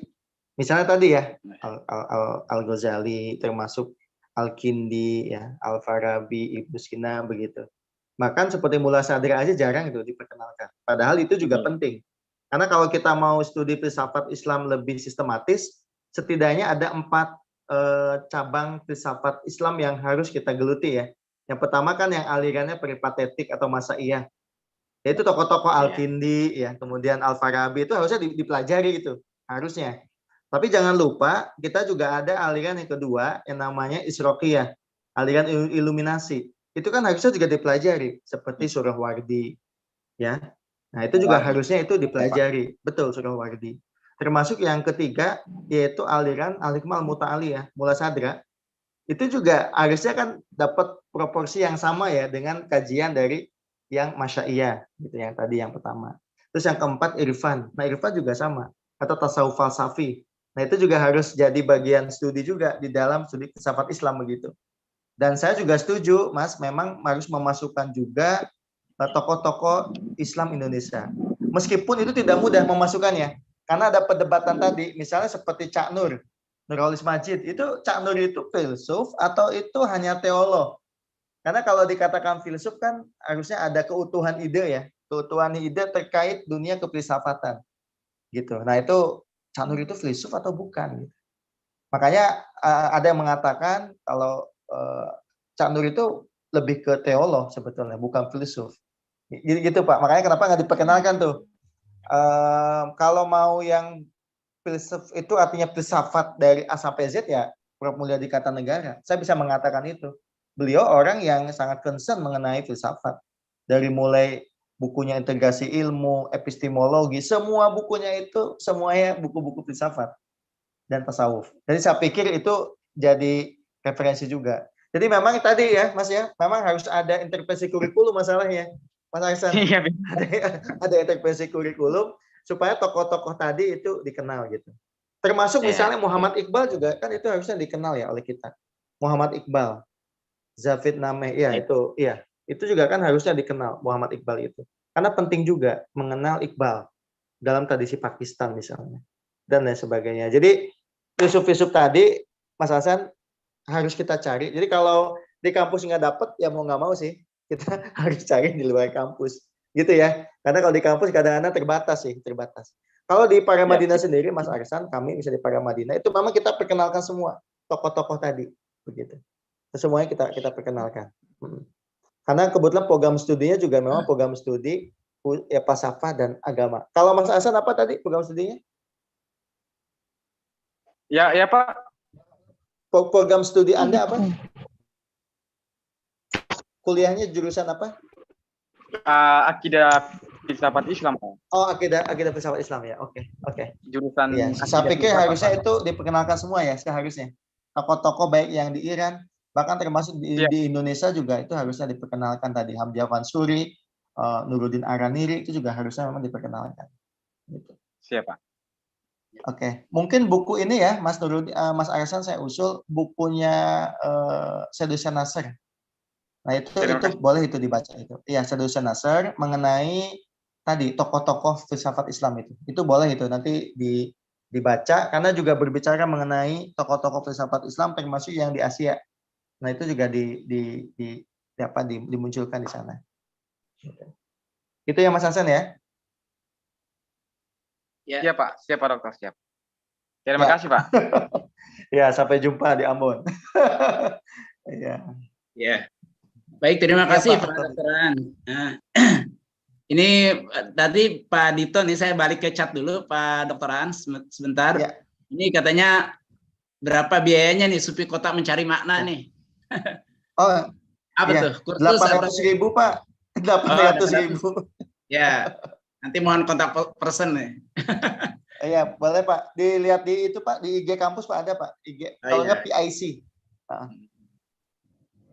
Ya. Baik, mudah-mudahan Pak Dito bisa mendengar respon Pak Dr. Aan tadi ya. Ini berikutnya nih ada di chat, saya izin bacakan, Kang Aan, seperti apa kontribusi output filsafat Islam itu nanti? Sekiranya audiens semakin antusias mendalami filsafat Islam di negeri kita, terutama dalam menghadapi dominasi sains dan teknologi sekarang ini. Ya. Ini dari siapa nih Pak? Henry Wilza. Dari Pak Henry Wilza. Ya, oke. Ya, makasih Pak Henry. Saya harus jawab Pak ya. Pak Henry, saya setuju Pak. Jadi sebetulnya banyak Pak yang bisa digarap filsafat Islam, banyak sekali. Nah, saya sendiri kebetulan Pak Henry, saya ini kan aktif selain dosen, kadang-kadang juga ya kalau orang yang butuhnya motivator lah ya, walaupun saya nggak ahli-ahli amat lah di motivasi itu. Yang saya butuhkan Pak, orang-orang sekarang ini gampang sekali galau loh Pak. Gampang sekali galau, nggak punya resiliensi, daya tahan itu kadang-kadang, gampang terombang-ambing segala macam. Nah, sebetulnya itu salah satu jawaban tuh ada di filsafat Islam, banyak, bukan salah satu, banyak. Bahkan termasuk tadi ya kata-kata bijak yang memperkuat batin kita itu banyak di filsafat Islam, banyak sekali. Tetapi sayangnya kan riset terhadap kata-kata hikmah ya yang ada di filsafat Islam itu juga belum berkembang begitu. Itu masalahnya. Jadi kata-kata hikmah itu juga nggak kuat yang tadi sebut gnomologi itu ya, istilah lainnya. Terus yang kedua yang bisa dikembangkan juga kaitannya dengan filsafat perennial. Itu juga masih sangat minim sekali. Saya pernah Pak membuat satu short course juga mengenai filsafat perennial. Ya orangnya itu-itu ya Pak Tobi ya, itu-itu saja. Nggak sedikit kok, bahkan buku-buku yang ditulis mengenai filsafat perennial juga sangat sedikit sekali. Ya itu bisa di-mention lah, ada hanya berapa orang. Jadi ya memang mau nggak mau itu harus diluaskan juga. Yang ketiga terkait dengan etika, itu juga satu bidang yang menurut saya kita bisa masuk ya tentang etika publik. Apalagi tadi pertanyaan misalnya ada bagaimana filsafat Islam menghadapi postmodernisme. Justru dengan adanya postmodernisme, kalaupun itu ada ya, harusnya filsafat Islam bisa tampil jauh lebih percaya diri begitu. Karena filsafat Islam juga punya banyak sekali resources, sumber-sumbernya, hanya saja kita kurang mengaktualkannya. Jadi kalau bahasa saya itu kurang mengaktualkannya, menjadi satu kekinian lah, gitu. Itu ya Pak Tobi ya. Ya baik Pak Dokter. Terima kasih jawabannya. Ini dari Fajri Habibi nih, saya izin bacakan. Pak, dalam penelitian ini adakah pengaruh postmodernisme dalam tema-tema filsafat Islam di Indonesia? Pengaruh postmodernisme. Iya. Ya, Iya, silakan. saya ya itu belum sih Mas, saya nggak sampai ke sana ya. Saya belum memasukkan dengan pandangan postmodernisme karena kalau postmodernisme kan dari sisi pengistilahan kan sebetulnya satu gerakan filsafat ya Pak ya yang mengkritik modernisme sebetulnya. Jadi modernisme itu kan dikritik oleh 3 ya, baik itu gerakan New Age, yang satu itu ada namanya postmodernisme, yang satu modernisme lanjutan. Jadi postmodernisme itu kan sebetulnya mengkritik narasi-narasi besar mengenai apa? Mengenai keadilan, demokrasi adalah postmodern kan, postmodernisme.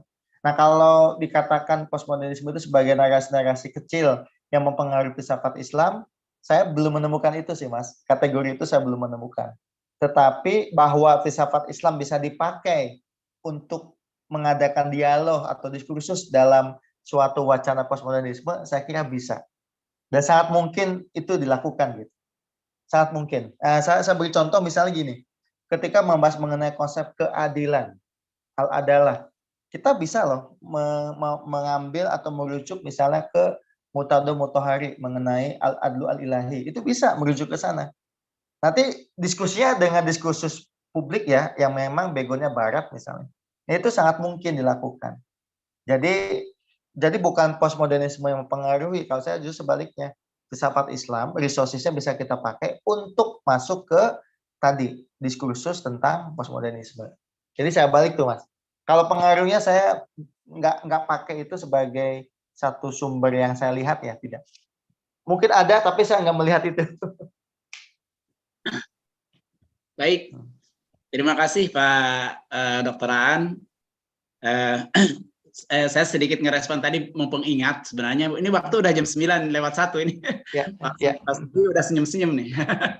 Jadi ini terkait minat ya, minat terhadap filsafat yang saya tahu di Usuluddin sekarang di UIN Jakarta ya itu sebenarnya naik Pak. Dan saya kemarin ngajar 2 kelas ya semester awal. Mereka 90% itu pilihan pertamanya ternyata akidah filsafat. Jadi menarik. Nah, betul. Jadi kansnya rupanya naik nih ya. Naik ini apa pengaruh dari semakin tersosialisasinya apa lembaga-lembaga yang mengusung filsafat gitu ya. Atau mungkin karena zaman sudah semakin terbuka jadi filsafat juga sudah tidak menyeramkan lagi, sudah hal biasa, bahkan mungkin mereka makin penasaran sebenarnya apa sih filsafat itu yang diomongin tuh apa gitu kan. Itu. Jadi naik sekarang ada 3 kelas malah ya yang semester 1-nya itu ininya. Itu sih tambahan informasi saja mungkin terkait perkembangan peminat barangkali. Kalau di Sadra saya belum tahu pasti gitu seperti apa juga. Pengaruh itu juga Pak, pengaruh sedikit Pak ya, pengaruh orang seperti Mas Farudin Faiz yang mempopulerkan filsafat itu luar biasa loh. Jangan dianggap enteng itu. Jadi beliau kan mengemas kajian filsafat ya dan tasawuf tentunya, tapi dengan cara pengajian Pak. Itu yang nonton ratusan ribu itu. Itu kan artinya orang makin oh iya ternyata nggak seseram yang dikira gitu ya Pak ya. Tapi menurut saya itu harus direspon dengan metodis Pak, dengan suatu metode maksud saya. Jadi jangan reaksioner. Tapi justru kita respon dengan satu metode baru. Bagaimana sih kita yang concern di filsafat Islam bisa membuat satu metode baru untuk bisa diterima oleh kalangan lebih luas lagi. Jadi elitisme filsafat Islam itu justru harus kita ubah menjadi satu gerakan populisme juga boleh, tapi yang background-nya adalah filsafat Islam begitu. Ya, baik terima kasih Pak Dr. Aan atas respon sharingnya dan saya harus tanya dulu ke host ini apa masih akan dibuka atau kita cukupkan saja karena waktu sudah jam 9:03 atau mau bagaimana Pak Dr. Subhi? Iya, masih ada yang resen berapa ini? Ya, kita satu lagi Pak, boleh Pak? Ya, satu lagi nggak apa-apa, boleh. Bapak Ibu kalau ada yang mau merespon atau bertanya atau menanggapi, ini ada teman saya juga nih yang saya kenal Pak Abdul Razak, mungkin mau respon.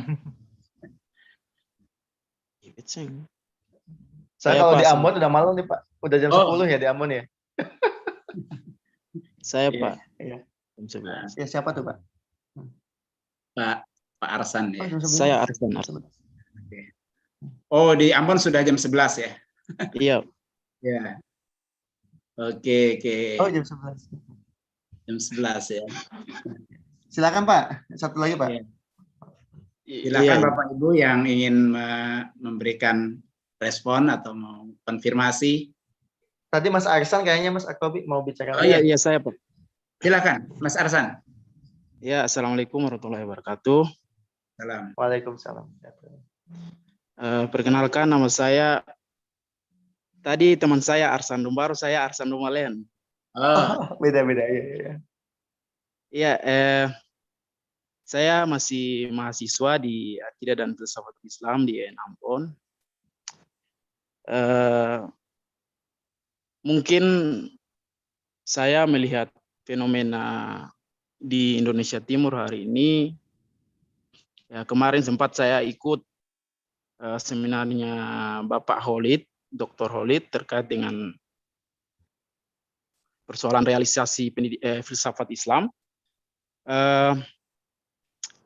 Mungkin dari tadi Bapak sudah memperkenalkan pencetus filsafat Islam di Indonesia, khususnya di perguruan-perguruan tinggi, dan mudah-mudahan Bapak Ibu dosen yang ada di asosiasi ini membuat sejarah baru dengan mencetus filsafat di pendidikan tingkat pertama, misalkan di SMA. Pak, fenomena filsafat Islam di Indonesia Timur hari ini khususnya yang paling dominan itu terkait dengan filsafat Islam dari Iran, yaitu dengan salah satu komunitasnya itu JAKFI, Jaringan Aktivis Filsafat Islam. Namun yang jadi masalah hari ini itu adalah persoalan kita yang belajar di komunitas JAKFI itu, Jaringan Aktivis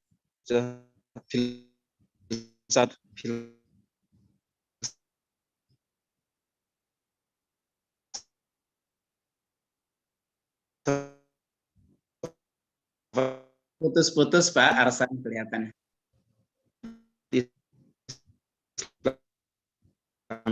Itu kita di bahasa kasarnya karena suaranya udah kedengaran. Sudah. Jadi di masalah di timur sini ada salah satu filsafat Islam, yaitu Jaringan Aktivis Filsafat Islam, yang latar belakangnya kan pemikirannya semua itu dari Iran. Jadi ada komunitas lain yang bahasa kasarnya mengkafirkan kami karena kami mendalami pemikiran-pemikiran filsafat Islam dari Iran. Nah, fenomena ini yang dikafirkan itu, ya mohon maaf, saya langsung bilang aja kalau ada yang tersinggung juga minta maaf ya.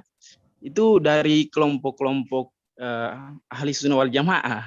Kira-kira tidak ada misalnya sejarah filsafat di Indonesia antara misalnya Syiah dan ahli sunnah wal jamaah. Mungkin itu saya kembalikan Pak. Baik, terima kasih Pak Arsan. Pak An, silakan. Makasih. Ya, makasih Pak Hasan. Memang Pak Hasan kalau mau jujur dan terus terang ya, memang yang aktif, bukannya aktif ya, secara intelektual memang tradisi Iran itu masih sangat akrab, bahkan juga masih sangat kuat dengan hubungannya dengan filsafat, Pak. Jadi nggak heran kalau kemudian kenapa kok hubungannya sama Iran terus nih filsafatnya. Memang pusat pengembangan filsafat Islam saat ini yang paling kuat ya di sana. Meskipun di Mesir juga ada ya, kita yang belum menafikan. Kecuali di negara-negara yang background-nya itu dari misalnya Mekah, Madinah, yang memang tidak ke sana, tidak ke filsafat, lebih ke Al-Quran dan hadis misalnya. Nah kalau masalah tuduhan-tuduhan, jangankan yang lain ya Mas ya, seperti kami saja di Para Madinah sama gitu ya, sama aja. Jadi misalnya membuat satu seminar, langsung kan dituduh ikut mazhab tertentu lah, kemudian dianggap, apalagi kami dianggap liberal. Dan bagi kami Pak Arsan itu hal yang memang mau nggak mau menjadi hal yang tak terhindarkan, gitu ya. Nah, hanya saja Pak Hasan, saya sih cuma bisa bicara, inilah sisi praktis yang keduanya. Memang sebaiknya tadi penyusunan kurikulum itu dibuat lebih, tadi ya, sebagai penanya pertama tadi, harus lebih lebih luas gitu. Kayak misalnya tadi tokoh-tokoh seperti Muhammad Iqbal misalnya, itu dikaji juga. Di samping kita juga mempelajari tentu Mullah Sadra ya, sebagai seorang filsuf yang hebat begitu dalam tradisi filsafat Islam. Kita juga mengkaji tokoh lain seperti misalnya Al-Kindi ya. Kalau Al-Ghazali kan sudah umum ya yang membahas itu gitu. Karena Al-Ghazali juga banyak juga menulis kaitannya dengan dunia filsafat, sekaligus juga mengkritik filsafat gitu. Jadi kalau saya sih lebih kedua itu. Kalau masalah dikafir-kafirkan ya itu hal yang biasa ya dalam studi filsafat yang tadi di awal saya jelaskan, masih banyak yang belum kenal. Yang kedua, jangan lupa kita memang harus lebih komprehensif juga ya mengadakan diskusinya. Saya pikir sih dua itu aja Mas. Kalau perdebatan di Indonesia ada tidak ya ada ya. Dari dulu kan Sunni Syiah juga di kita cukup heboh ya. Selalu muncul itu dalam perdebatan. Apalagi kita pernah ada isu tuh di Madura kalau nggak salah, orang sampai bunuh-bunuhan itu hanya karena isu Sunni Syiah yang sebetulnya kalau dilihat juga bukan karena Sunni Syiahnya begitu. Gitu sih Pak Hasan. Tapi kalau saya boleh pesan Pak, nah ini motivatornya keluar nih. Pak Hasan semangat terus bangun jaringan dengan Indonesia lebih luas ya. Siap. Nanti supaya nanti Pak Hasan Siap, juga Pak. nggak merasa sendirian gitu ya. You are not alone Pak. Kita justru kan ingin mencerdaskan kehidupan berbangsa, bernegara untuk semuanya Pak. Jadi bukan hanya di Jakarta Pak, tapi juga di Ambon, kita juga mungkin di Papua nanti, kita juga ke Aceh dan lain sebagainya. Mudah-mudahan sih Pak wadah AFI ini bisa mewadahi untuk menghadirkan diskusi yang lebih bernas, lebih fresh. Kira-kira itu ya Pak ya. Dan saya insya Allah siap Pak. Dan kami insya Allah kami semua siap lah untuk membackup itu Pak. Terima kasih. Pak. Ya. Baik. Terima kasih Pak Dr. Aan atas respon. Terima kasih Pak. Ya. Ini masih ada Bapak Ibu udah ya? Ya, tadi kalau saya menangkap gini Pak Aan, memang kesejarahan nih, faktor kesejarahan juga ya. Kan Imam Ghazali itu kan juga tidak hanya menulis Ihya Ulumuddin gitu. Nah, yang tidak dikaji, buku-buku filsafatnya itu tidak diajarkan. Itu juga satu hal yang kurang ini ya, dalam konteks sosialisasi pemikiran-pemikiran kefilsafatan. Katakanlah itu dia seorang Sunni gitu, tapi kan buku-buku Maqasidul Falasifahnya kan tidak diajarkan di pesantren-pesantren. Bahkan tidak semua pesantren juga mengajarkan mantik umpamanya gitu kan. Itu juga hal-hal yang ini gitu. Padahal banyak sekali dari Sunni sendiri yang itu ada gitu, karya-karya filsafatnya juga tidak diajarkan persis seperti yang mungkin tradisi di Iran ya. Oke, baik Bapak Ibu sekalian. Pak, ya. Bisa di-share Pak, maaf. Slide saya bisa Mbak Dea bisa di-share di grup. Oh iya. Nah, silakan Mbak Dea. Silakan. Ya, sudah saya share di grup, di chat Zoom ini. Silakan di-download. Ya, makasih Mbak Dea. Iya, Bapak Ibu silakan bisa di-download, sudah di-share PPT dari Pak Dr. Aan. Baik, Bapak Ibu sekalian, kalau sudah tidak ada lagi, saya kira pertemuan sesi Sekolah Filsafat Islam keempat pada malam hari ini dengan topik peta falsafat Islam atau filsafat Islam di Indonesia kita akhiri. Dan tadi ada garis besar, saya tidak menyimpulkan ya, karena sangat banyak sebenarnya pondasi-pondasi yang tancapkan oleh Pak Dr. Aan dalam konteks peta filsafat ini.